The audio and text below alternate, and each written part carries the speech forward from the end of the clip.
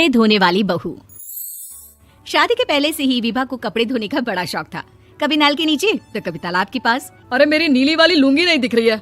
विभा की अम्मा कहाँ रखी है लुंगी? अरे वो तो विभा ने परसों ही धोकर रखी थी आपकी अलमारी में, देखो वहीं होगी। वो ना मैंने आज धो दी, मुझे लगा कि गंदी हो गई होगी।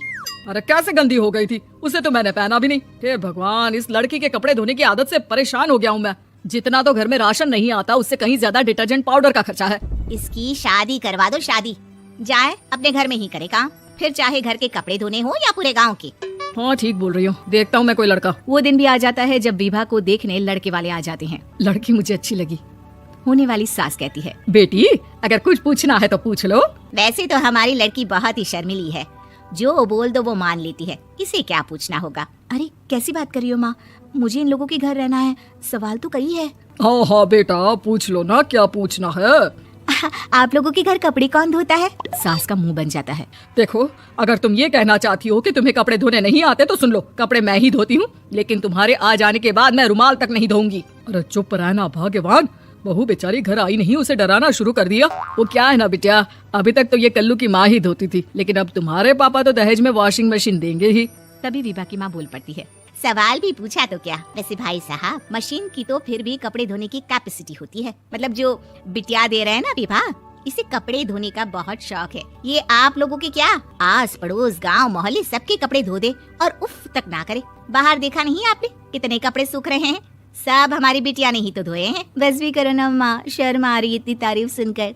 और तो और एक दाग निकाल कर दिखाओ तो मान जाऊँ। हाँ अच्छा अच्छा, माफ करना बेटा, मैंने गलत समझा, हमें तो रिश्ता बहुत पसंद है। और ऐसे जुड़ जाता है रिश्ता कपड़े धोने का शौक रखने वाली विभा का। उसकी शादी हो जाती है कोयला फैक्ट्री में काम करने वाले कल्लू के साथ। शादी के बाद अचानक विभा चिल्लाती हुई सास के पास आती है, सासू माँ, अरे सासू माँ कहाँ है आप?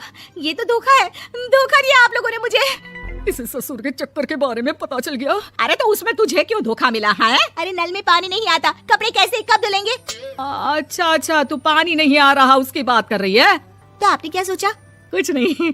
अच्छा तेरी माँ ने कहा था कि कपड़े धोने का शौक है, तुझे याद आया मुझे। शौक शौक बोलकर कपड़े धोने वाले मेरे जुनून को कम ना आके सासू माँ, कपड़ा धोना मेरा गुरूर है। तभी पति भी वहाँ आ जाता है। अभी अभी मैंने इसे सनी देओल की फिल्म दिखाई है, उसी के डायलॉग मार रही है माँ। अच्छा सुन, साफ साफ बता रही हूँ, पानी सुबह 4 से 6 और शाम को 10 से 12 आता है, समझी? विभा टाइमिंग सुनकर हैरान हो जाती है। ये क्या भूतों का मोहल्ला है? सुबह 4 बजे उठकर कौन कपड़े धोता है? 4 बजे टंकी में पानी जाता है, फिर सारा दिन धोना ना, किसने मना किया?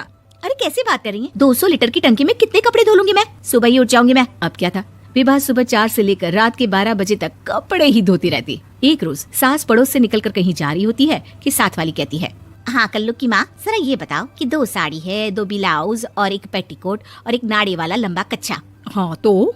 अरे तो क्या, कितना लोगी धुलाई ये बताओ। धोबन दिख रहे हैं हम क्या? हमारे पति सरकारी नौकरी से अभी अभी रिटायर हुए हैं और बेटा सुपरवाइजर है कोयला फैक्ट्री में। धोबन समझ रखा है हमें? हाय रे कल्लू की अम्मा, माफ कर दो, वो तो मोहल्ले में यही सब बता रहे थे कि तुमने बहू को कपड़ा धुलवाने के काम में लगा दिया है। सास को पड़ोसन की बात सुनकर गुस्सा आ जाता है। वो घर पहुंचती है जहां घर के बाहर ही इतने सारे कपड़े सूख रहे होते हैं जितने कि किसी धोबन के घर पर। अरे ओ कल्लू की दुल्हन, बाहर निकल। माँ जी यहीं आ जाओ, बाथरूम में चादर धो रहे हैं हम। अरे अभी हम धोते हैं, तुमको बाहर निकलो। ये आस पड़ोस वाले बोल रहे हैं कि हम बहू से कपड़े धुलवा धुलवा कर उसे कपड़ा धोने वाली बना दिए हैं। अरे छोड़ो ना माँ जी, किन लोगों की बातों में आती हो? आस पास के लोगों का तो काम ही होता है कि वो किसी तरह सास बहू को लड़ा दे। बहू सारे घर के कपड़े धोती है, ये क्या कम है? बोलिए।